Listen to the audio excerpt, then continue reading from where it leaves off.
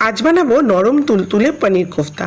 Great করা পনিরের মধ্যে নুন, চিনি, লঙ্কার গুঁড়ো, হলুদ, গরম মশলা, জিরের গুঁড়ো আর ধনিয়ার গুঁড়ো দিয়ে সামান্য ময়দা ও ঘি দিয়ে ভালো মতন মেখে একটা মণ্ড বানিয়ে নেব। এবার এই মণ্ড থেকে ছোট ছোট লেচির মতন কেটে এগুলোকে কোফতার আকারে গড়ে নেব। এবার কড়াইতে সর্ষের তেল আর ঘি দিয়ে ভালো মতন গরম করে কোফতাগুলো তেলের মধ্যে ছেড়ে লাল লাল করে ভেজে তুলে সাইডে রেখে দেবো। এবারে ওই তেলের মধ্যেই দিয়ে দেব তেজপাতা, শুকনো লঙ্কা, গোটা জিরে, তার সাথে দিয়ে দেবো এলাচ, দারচিনি আর লবঙ্গ। ফোড়নের মধ্যে এবার দিয়ে দেবো আদা বাটা আর সামান্য জল।